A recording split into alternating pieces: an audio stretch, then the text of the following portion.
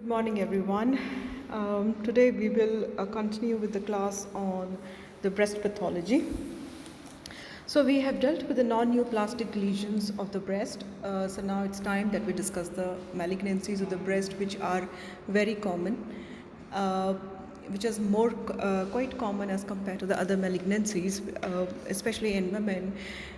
They used to say that cervical cancer was showing quite a high number before, but now it's more like the breast carcinoma has come up, and it has taken as the position of the most common carcinoma in the women. And then colon or the stomach cancer has also been described, many in women, especially the colonic carcinoma is also being very much studied because of genetic markers. So before we go to the WHO classification, you must know that the genetics play a very, very important role in the all the malignancies nowadays. The molecular pathology is actually coming up very, very fast and very promising in dealing with the treatment, in dealing with the prognosis and the predictive factors for the many, many malignancies. So it is not only in Jamaica, it is very common even in Indian population. The statistics is quite high. So when we talk about the carcinomas, it has to be either non-invasive or invasive. So when we're talking about non-invasive, we're talking about the intraductal carcinomas or the lobular carcinoma in situ. I mean, the carcinoma is lying inside the lobules. The carcinoma is inside the ducts, and with Paget's disease can be seen. And in the invasive carcinomas, we have invasive carcinoma means that tumor has actually gone inside the stroma. So we call it as a ductal carcinoma with invasion. And there are various types of invasive carcinomas.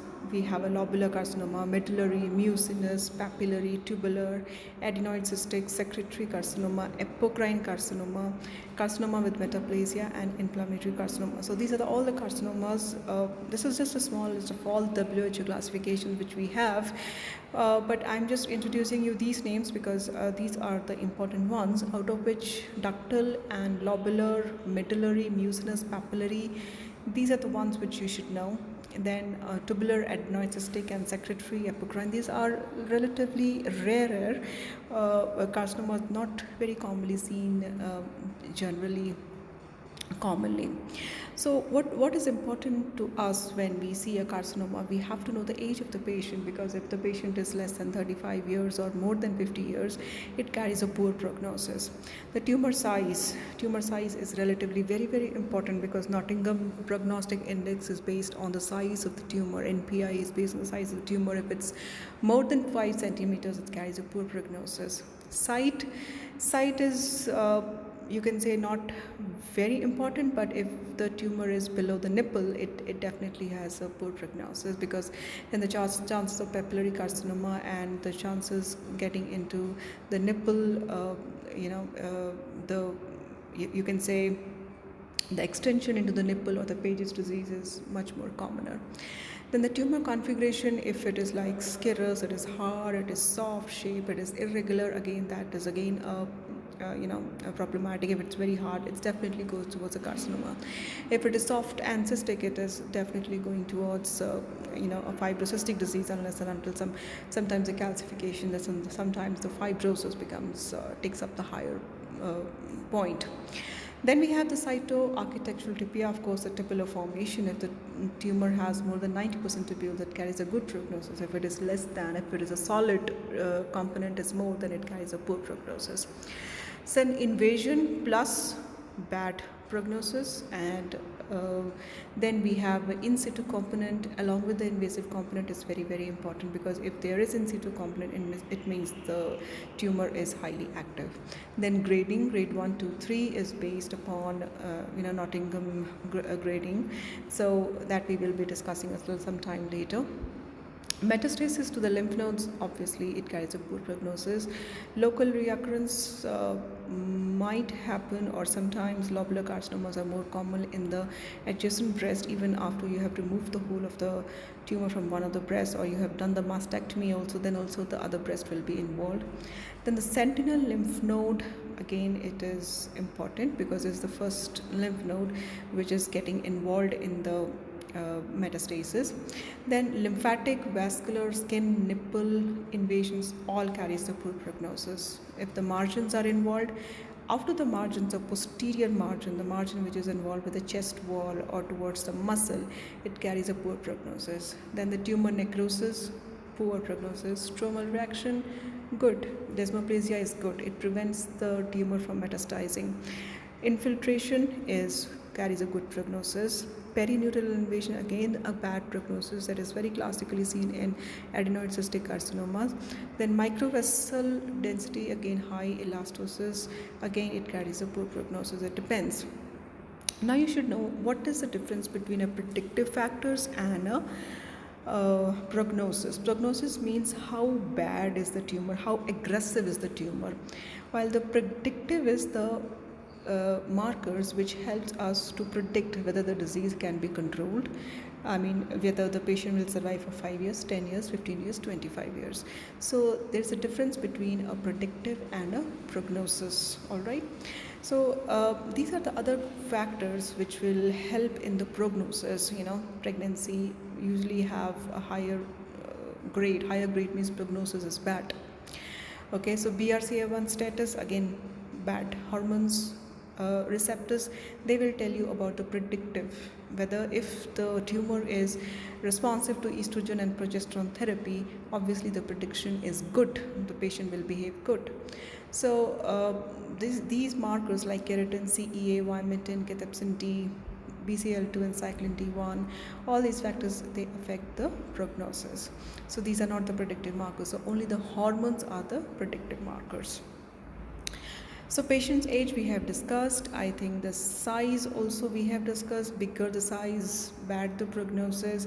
And then we have a minimally invasive, less than 10 millimeters. We can say it's a good prognosis, and up to less than 15 it carries a good prognosis. Then site has no particular configuration. Now the tumor shape and size we have discussed. If it is spiculated, infiltrative, radial and serrated, it is a bad, it's mostly seen in the ductal carcinoma, so it is bad prognosis. And if it is circumscribed, rounded, pushing, encapsulated and smooth, it carries a average prognosis, because it is common in medullary carcinomas, which is very common in Brca1 positive patients. So infiltration with the lymph node metastasis, definitely bad prognosis. Tumors with stellate configuration and focal necrosis, poor prognosis, most commonly seen in ductal carcinomas. So this I have discussed. If it is tubular, favorable prognosis. Medullary, cribriform, mucinous, papillary, adenoid cystic, favorable prognosis. Bad prognosis is signet ring cell carcinomas. But if it is metaplastic or squamous cell carcinomas, obviously they carry a bad prognosis. Invasion, I don't have to repeat. Then we have DCIS component along with the infiltrative carcinomas, with the margins, if they are involved, very poor prognosis. So microscopic grade, higher the grade, so there are chances that the person will be showing a distant metastasis, a poor prognosis. So Nottingham modification of the Scarf Bloom Richardson's histological grading, I told you we will discuss later. So it depends upon tubule formation, then the nuclear grade and the mitotic rate. Alright, so these are the three important aspects which we have to understand to call it as which grade it is, grade 1, 2 or 3. So the scoring is based on the tubule formation. If it is more than 75%, it carries a score of 1. If it is less than 10%, score of 3. If it is in between, then the score is 2. Then we have the nuclear pleomorphism. If the nuclei is small with a similar increase in size with the breast epithelial cells, regular outline, uniform chromatin, little variation in the size, score 1. If it is larger with the vesicular nuclei, and then it is 2, and if it is a very bizarre and irregular forms with the prominent nuclei, it is known as a score of 3. So mitosis, again it depends, 1 to 3, and then 4 to 7 or more than 8. So it depends. We 1, 2, 3 we give them the scoring, and then we grade them by adding the number of scores that we have got from the tubules size and the mitotic count, and then we grade them as, if the scoring is 3 to 5, grade 1, and if the scoring is 6 or 7, grade 2, 8 or 9 is grade 3. Alright, so if it's higher grade, bad prognosis. Now grade 1 carcinomas mostly comes with the tubular and cribriform. Grade 2 will be lobular, and most of the minority, most of them fall under the grade 1 and 3, and grade 3 will be a medullary carcinoma because it will be mostly syncytial and solid pattern of the atypical ductal cells. Now you can see in this picture what is important. The tibul formation, I think it is more than 90% is tibul formation here. But if you go to a higher score, nuclear pleomorphism is also not that prominent, so 1. And mitosis is occasional, so it is grade 1, 1 plus 1 plus 1, 3. So I think you are clear with this now. Now in this you can see solid, there is no tibul formation, so score 3, and the variation in size is also there but not as bizarre and everything as score 3, so score 2. So no mitosis, score 1. So this comes to around a score of 6, which fits into grade 2. You remember 6 and 7 is grade 2. So this is a moderately differentiated invasive ductal carcinomas. Now in this you see there is absolutely no tubule formation, and ATPI is very high. You can see the size difference on the low power itself, and then the arrow shows the mitotic activity. So this goes to 3 plus 3, 6 plus 2, 8. So this is a poorly differentiated breast carcinoma grade 3. So now you know how to calculate them. Now NPI index, prognostic index, I think it is not very important for mbbs, so it is based on tumor size and histological grade and lymph nodes. So higher the value, worse the prognosis. So I can just skip on this. And then the lymph nodes definitely are very, very important. The pattern of lymph node reaction, we have local reoccurrence, poor prognosis, and mammary lymph nodes involvement is always a poor survival.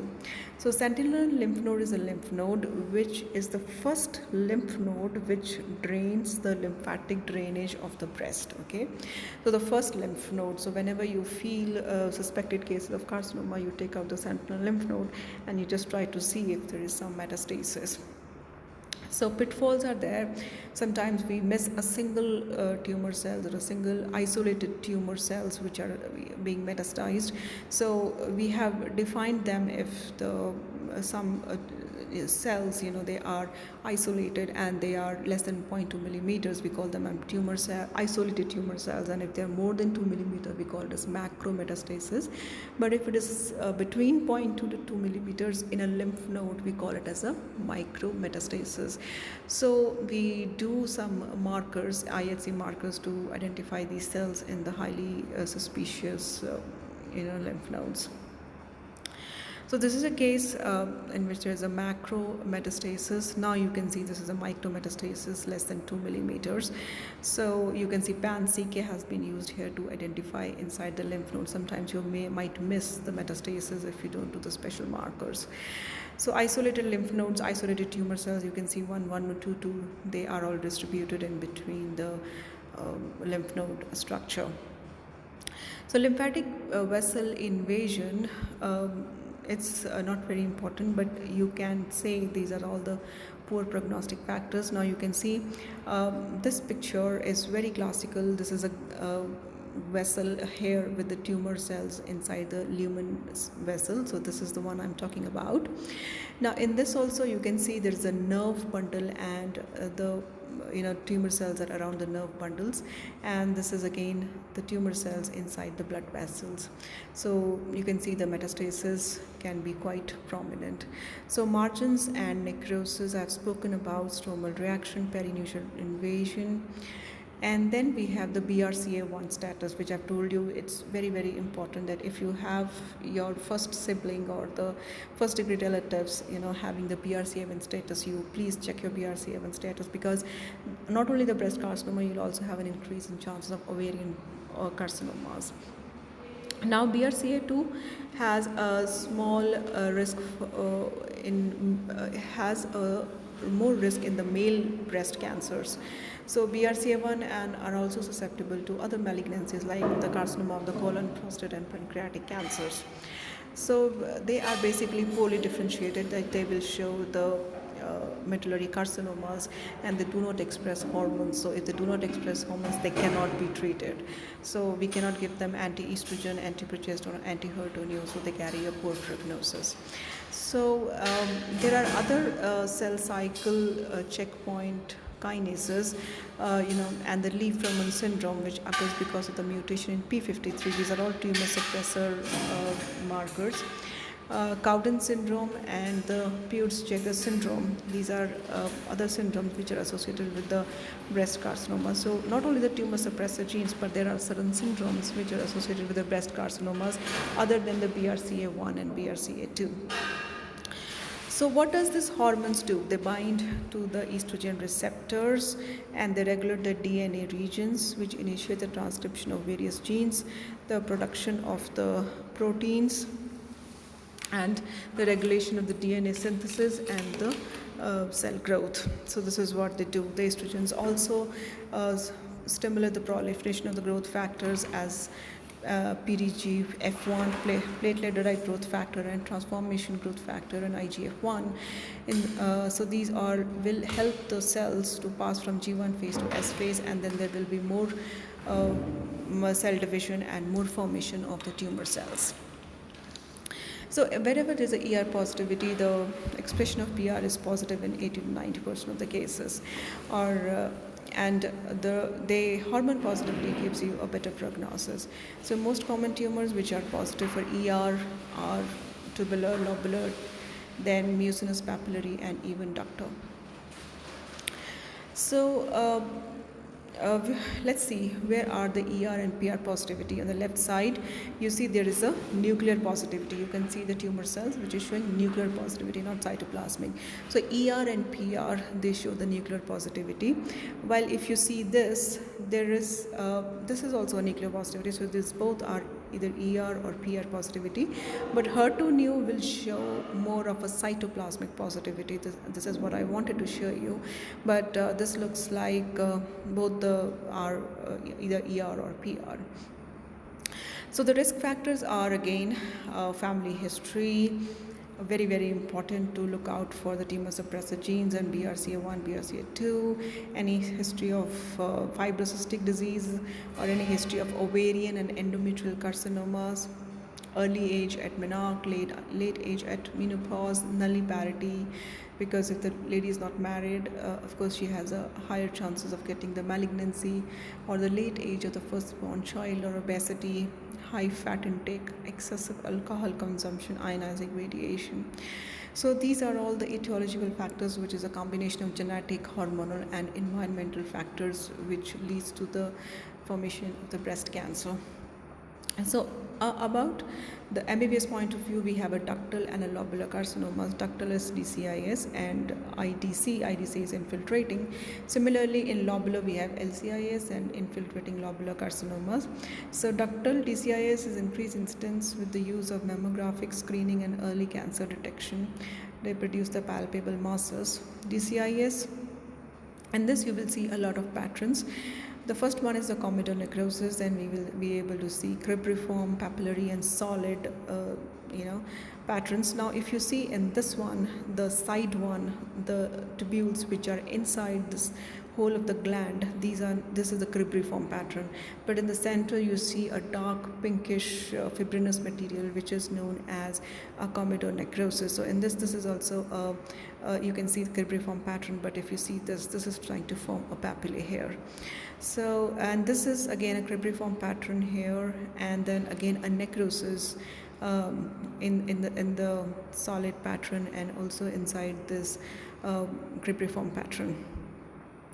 So DCIS can be multifocal, and presence of high-grade comedo necrosis carries a poor prognosis. So recurrent DCIS may have, after the treatment, may show the chances of invasive carcinomas about 8 to 10 times. So lobular carcinoma, it's relatively uncommon as compared to ductal DCIS, but the increase of the invasive carcinoma is 8 to 10 times as compared to the either breast. So now you can see these are lobular carcinomas. These are you can see inside the lobules. There is a proliferation of the lobules, so this is a LCIS, and it has not invaded the stroma, so it is not a lobular carcinoma invasive, so it is LCIS, lobular carcinoma in situ, when it is present only inside the lobules. All right, so this is how you differentiate. While if the lobular carcinoma is invasive, it will usually take up the Indian file pattern, which is very, very classic and characteristic of lobular carcinomas, and also targetoid pattern, which is seen in lobular carcinomas. Now, invasive, we have a clinical presentation. Ductal carcinoma is a hard, irregular, palpable bump. Okay, then you might see a purity orange or a lymphatic obstruction and the dimpling of the skin inside towards the tumor inside the breast, that is known as purity orange. And sometimes you might see the Paget's disease, in which the carcinoma has reached the the epidermis of the nipple, and you will be able to see ulceration and inflammation, and sometimes you might be able to see the blood oozing out of the nipple. So that's another one which goes towards the invasive ductal carcinoma.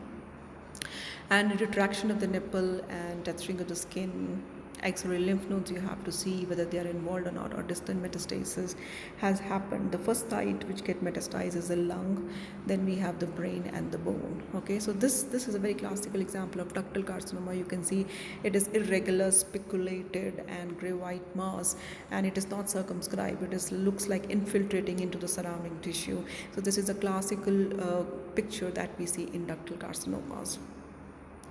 So it appears as irregular, the same thing. And then this is the microscopy. You can see the majority of them are showing the Tibul Formation, and there are trying to get into some solid areas as well, but there's immense fibrosis or desmoplastic reaction here. So this is a classical case of ductal carcinoma. What are the other histological types? Let's talk about it. Medullary. This is very commonly seen in Brca1 type mutations. And what do you see? You see a circumscribed pushing margins, not a scirrhous, hard, irregular margin that you see in ductal carcinomas. And in lobular carcinomas, sometimes you will not see a lump in the breast, but you will see a small lump in the breast, and then the whole tumor is inside the single line scattered tumor inside the whole of the breast. So the ductal carcinoma is usually unilateral, but the lobular carcinomas are mostly bilateral.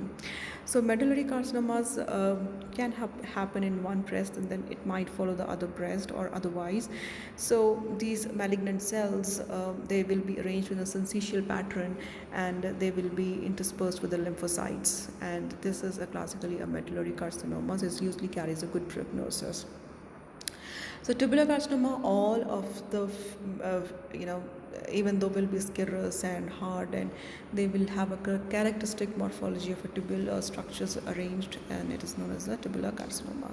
Then we have a mucinous malignant cells in the form of pool of mucin. So mucinous or colloid. Colloid is the term where you see a pool of mucin, as if there's a swimming pool and some of the malignant cells are just floating inside the pool. So it looks like that. So it's known as a mucinous or the colloid carcinomas. Papillary carcinomas, we have a papilloma plus the invasion. So invasive lobular carcinoma, they are much less common, and they are likely bilateral and multicentric. Then we have the invasive lobular carcinoma. They have a small, I have spoken about it, and we have an Indian file pattern. And now you can see in this also, the cells, they are not arranged in tubules, they are arranged in one line. So this is known as a one tumor cell behind the other, then behind the other, then behind the other. It's like they are as if they are infiltrating in one line. So that is why this term Indian file came into picture. There's a big story to this Indian file pattern. So what happens is there was my teacher used to tell me about this story every time I used to sit in her lecture. She used to say that Red Indians in America, when they used to fight with the other people, with the migrants, what they used to do, the first person used to walk, used to leave his footsteps, and the other people were supposed to step on his footsteps, so that the others, the enemy doesn't know that how many Red Indians were there in the fight. So that's why only one footstep, and there will be thousands and thousands of Red Indians coming there for fighting. So this was that's why this term Indian file pattern came into picture. So you can see all the tumor cells, they are actually one after the other. They are not even overlapping, and they are just lying next to each other. Okay, so this was a story, interesting one. I always love to tell my students about the story because it's the history itself is so interesting. We should actually get back and learn about some new things about different scientists and everything. All right. So bull's eye is basically nothing but a cytoplasm of the tumor cells showing the mucin. So it is known as a bull's eye pattern. I could not get a picture of this. But the lobular carcinomas metastasis to the serosal surfaces and the pelvic organs, and then prognosis is based on tumor size and the lymph node status, very, very important. I'm talking about the prognosis, not about the prediction. So tumor grade, and then we have the estrogen and progesterone, then the molecular markers, and then the treatment options are basically mastectomy depending upon the size of the tumor and the infiltration, or sometimes we do the breast conservation and X-ray dissection followed by radiotherapy, chemotherapy, or hormonal treatment depending upon that.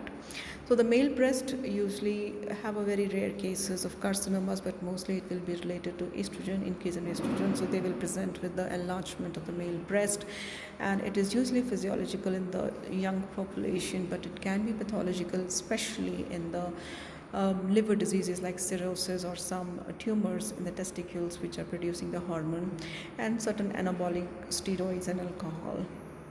So it can be unilateral, bilateral, and they look like malignant, but they are not malignant microscopically, and they have to be treated, removed, and dealt with accordingly. So microscopically you will see the dense collagenous stroma with the epithelial hyperplasia. Carcinomas are very, very rare, and I have seen one case of carcinoma in the male breast. So it was removed, not mastectomy, but the excision biopsy was done, and I think he with the extended margins, and he healed after that. So what we have learned is etiology, pathogenesis of both the non-neoplastic and neoplastic breast lesions, and we have defined the benign breast lesions, and you have also understood various factors which leads to breast cancer and what are the prognostic and the predictive factors. So prognostic and predictive factors, please go back to Robbins and read them thoroughly. Very, very interesting, and get back to me if any questions are there. So this is Dr. Amrit signing off. Sometimes I feel a radio jockey here, but I do feel that you might have understood quite a bit. So see you soon. Bye.